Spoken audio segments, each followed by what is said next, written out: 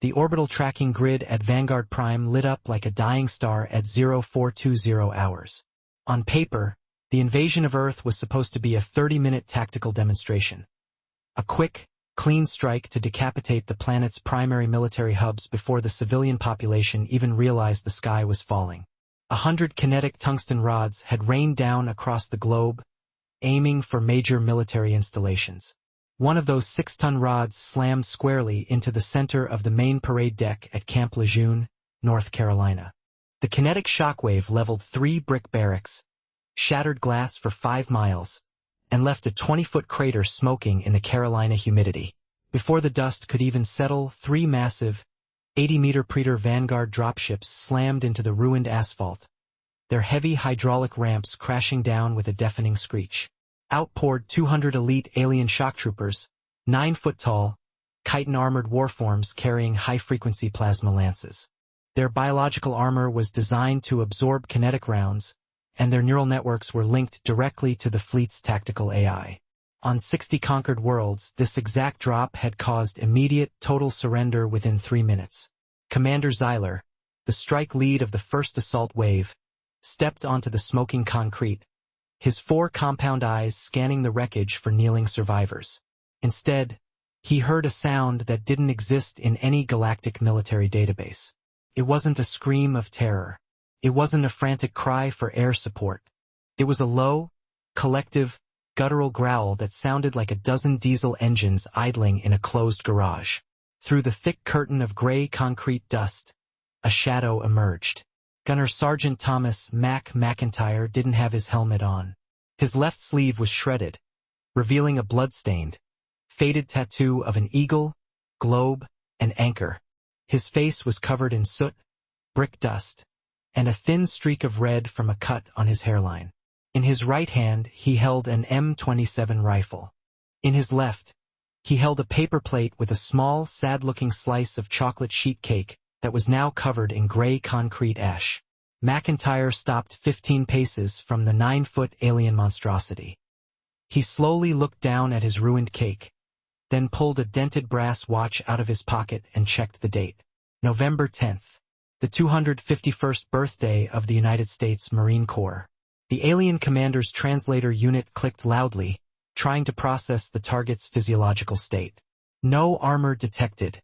No shield matrix active. Subject pulse rate is elevated, not by fear but by extreme biological aggression. Primitive biped. Commander Zyler's vocal synthesizer boomed through the shattered base. Your command structure is pulverized. Drop your kinetic weapons and submit to the High Vanguard. McIntyre slowly set the paper plate down on the hot hood of a wrecked Humvee. He spat a glob of black tobacco juice onto the ruined asphalt and looked up into the aliens for glowing eyes. "Hey, ugly," McIntyre said, his voice a quiet, gravelly rasp that cut through the roaring fires. "Do you have any idea what today is?" "Your temporal designations are meaningless," Zyler replied, raising his plasma lance. "You are conquered."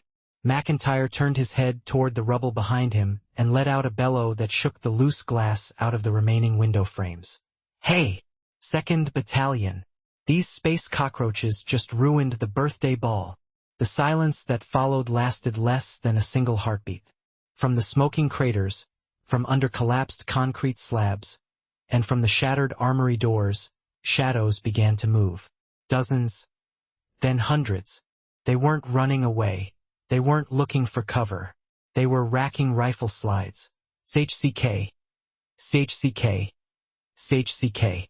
The sound echoed off the burning brick walls like a wave of thunder. 500 Marines, covered in ash, mud, and raw spite, stepped into the light. To the Predator Vanguard, this was a precise, high-tech planetary invasion. To 2nd Battalion, 6th Marines, it was an uninvited interruption on a sacred holiday, and somebody was going to pay for the cake. "Fix bayonets," McIntyre roared. "Cover that hole." What followed defied every piece of tactical software on the alien flagship.